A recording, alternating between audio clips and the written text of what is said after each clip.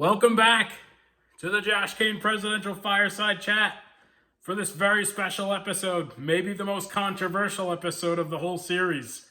The late, great Ronald Reagan, episode number 40. So, I'm dedicating this episode to my grandmother, the late, great Nana Medina. First of all, she would have loved this show.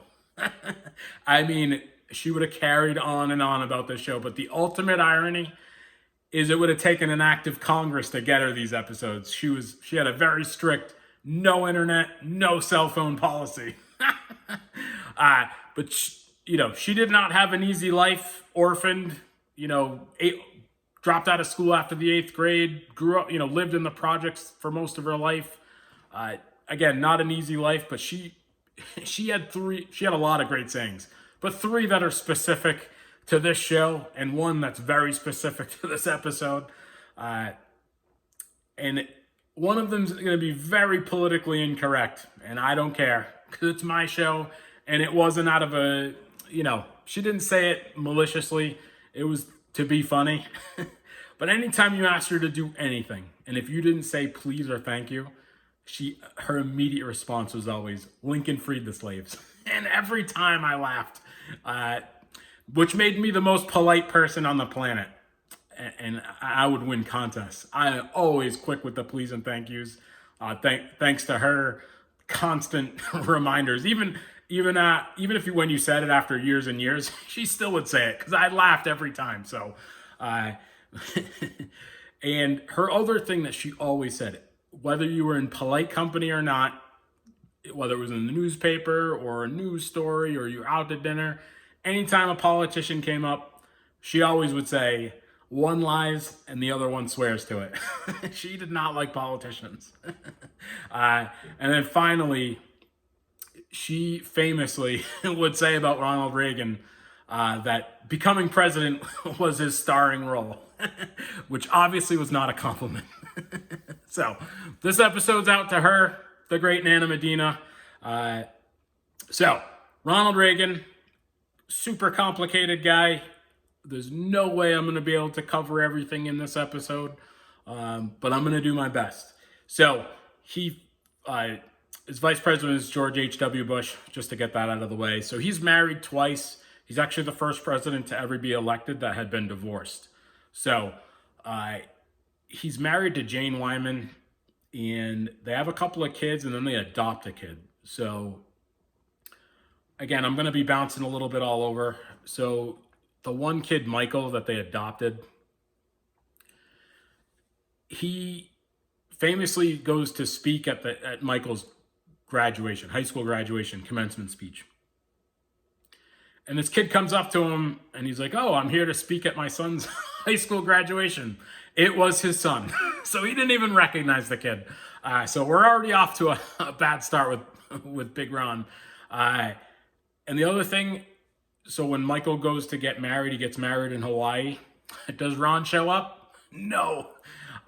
He goes to Nixon's daughter's wedding at the White House instead. So I don't know what to say other than I can't even believe that happened. I mean, never mind what your relationship was with the kid. You don't show up publicly to another wedding.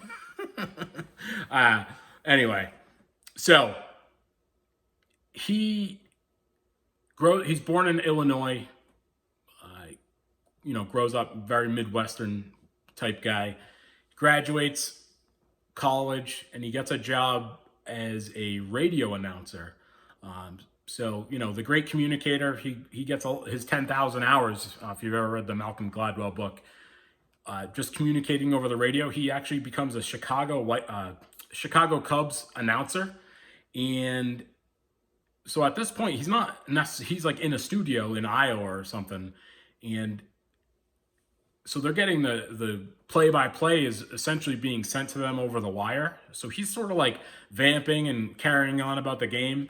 And a couple of times, like, the wire would go down and he would just sort of just make up what was happening because, he didn't want to lose his viewers. So he just, so that repetition and being able to just sort of like the improvising on the go, I feel like improvising is like a huge skill. Maybe we should all learn improvising. We should all take improv classes just so we could all communicate better. So he learns that and develops that skill. He does eventually travel with the team, and that's how he ends up in Hollywood and becomes the actor.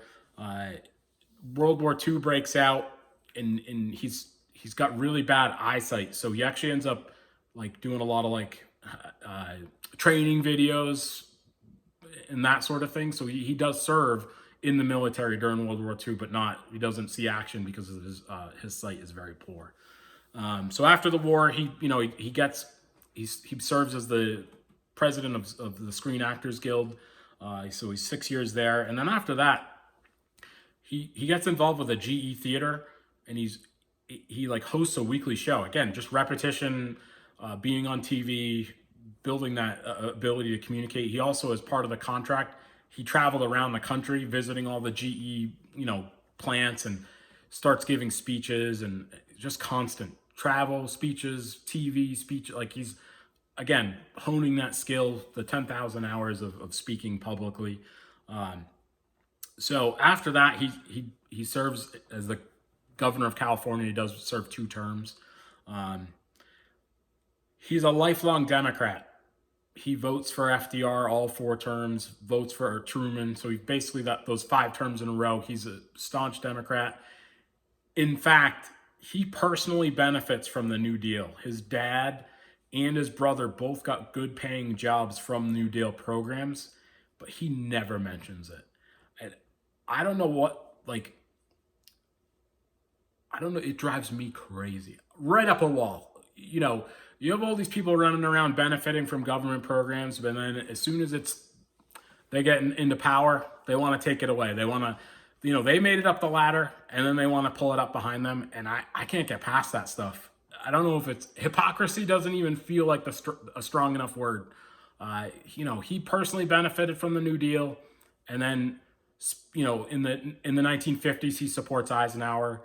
And then in the 60s, he actually formally changes parties to the Republican Party, but never admitting to benefiting from the New Deal. I mean, if your family has been here for any length of time, especially if they were here during the Great Depression, more than likely they benefited from a New Deal program. Look into your family history. And if you're one of these guys running around now trying to pull up the ladder behind you, I can't get past it. I really can't. If you personally benefited from a government program and now you're trying to take it away, I don't know. There's got to be a better way. Make the programs better. I understand, I don't like government waste either. But if you're personally benefited from something and you're looking to take it away, I have a hard time with that. So he tries to win the Republican nomination in 68 after, against Nixon in 68 briefly. But a lot of the Republicans at that point, Barry Goldwater had just gotten crushed in 1964. So that super conservative right-wing stuff was very unpopular. And again, Reagan starts popping up in the Truman book. So he's again, a major face in history. But they were worried, the moderate Republicans, Democrats, that there was going to be a right-wing extremism from Barry Goldwater. And Reagan was often described as Barry Goldwater without the crust. Again, he had that smooth delivery, that slick back hair. So I don't know. They were worried that, and I don't mean to offend people, but I'm just kind of, these aren't my words throughout all these books. I'm summarizing, but they were worried that a guy like Reagan and Barry Goldwater, they were going to unleash the Bible thumpers, gun nuts, right-wing conspiracy kooks, the John Birch Society. I don't know. Did that turn out to be correct? Who knows, right? So I don't know. A lot of people didn't like Reagan. Ford, Nixon, Eisenhower. None of those guys were Reagan fans. I feel like if you're a fan of Eisenhower, you can't also be a fan of Reagan because they were completely different. So I don't know. Whatever. So and then again, he runs against the sitting president in 76, Ford, hurting Ford's reelection. Certainly hurt Ford's reelection chances. And then finally he wins in 1980. And again, we talked about he was going to put Ford on the ticket. Ford wants the co-presidency. So the night before the announcement, they get George H.W. Bush, who, again, also probably wasn't that big supporter of Reagan. Bush was probably like sort of like a throwback, an Eisenhower type Republican. He carried on about the voodoo economics. Reagan's presidency, he triples the national debt, so he's fiscally irresponsible. And then obviously you have the shenanigans of the Iran-Contra. I feel like that's a much bigger deal. I don't know why it's sort of like swept under the rug historically, but that's we're still dealing with a lot of the fallout from the Iran-Contra, whether it's Central America, obviously Iran.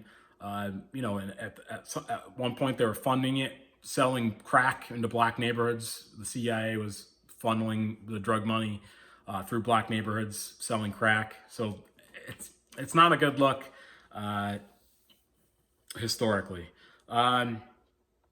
So he wins the second term. And, he's negotiating with Gorbachev, tear down this wall, all that stuff. He's obviously, he's so optimistic. That's what people love about him, right? That the optimism is what makes him so memorable. But when he's negotiating with Gorbachev, and I found myself screaming at the book. Because you remember the Star Wars program? I feel like everybody in the country thought it was a joke except Reagan. Even people in his own cabinet knew it wasn't a real thing. But they were so worried about, like, he was so optimistic, they didn't like giving him bad news. So he's negotiating with Gorbachev, and Gorbachev's like begging him anything he could to get rid of the Star Wars program, like so he could take something back to the Russians. And Reagan just firmly was like, no. Obviously, the Star Wars program was a joke, and it was quickly canceled after his presidency. So, I don't know. Maybe we could have less nuclear weapons now today if he had just said, yep. I will agree to not do the Star Wars program. All right. And there's a great documentary on PBS on Reagan. It's like a 4-hour episode. So check that out. And, with the Alzheimer's, the last 2 years of his presidency, people in his cabinet were worried about his memory. And there were whispers over that last 2 years utilizing the 25th Amendment because they were worried, but he'd have good days and bad days, I guess. So, obviously they never did it. And then soon after his presidency, he sits for a deposition, and the prosecutors deem him unable to defend himself. So how much of his mind did he already, was he already losing towards the end of his presidency? Well, maybe we never hear the truth. Maybe it's 10 years from now when the last person alive finally admits, that's part of being president. Like, stuff just continues to come out eventually. So it is interesting. There were definitely whispers of using the 25th Amendment because they were worried about him losing his mind. I forgot to mention Nancy Reagan. Sorry about that. Again, I told you there's a lot going on here. Nancy Reagan famously, just say no. Reagan's the first president of my memory. So in '84, when he's running for re-election, Nantucket Elementary, we could vote. And I remember I went all in on Mondale. Mostly because he had a female vice president. So turns out I was way ahead of my time. And Reagan overwhelmingly won Nantucket Elementary School election. I feel like I was one of like 5 people that voted for Mondale. But Nancy Reagan, she famously was communicating with an astrologer and running Reagan's day-to-day schedule. So imagine today if we found out a president was day-to-day schedule was being run by some random woman in San Francisco, an astrologer. The same people that wanted to impeach Obama for wearing a tan suit, totally cool with the president having an astrologer as an advisor. Anyway, great book recommendation for Reagan. Reagan, A Life. Hopefully you can see that. Great book. Again, real interesting guy, real fascinating time of, again, a major consequence, the Reagan presidency.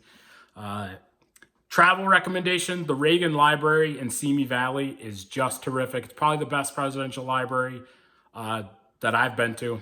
He's got Air Force One inside a huge inside the building. He's got the Marine One helicopter. He's buried right there, overlooking the mountains. It's really beautiful, and again, nearby Disneyland, so you can make it a full trip like I did. Disney, Richard Nixon, Ronald Reagan. It's all good. I know I'm rambling on. These episodes were only supposed to be 5 minutes. Once I get going, I can't be stopped. So that concludes episode number 40. Bye for now.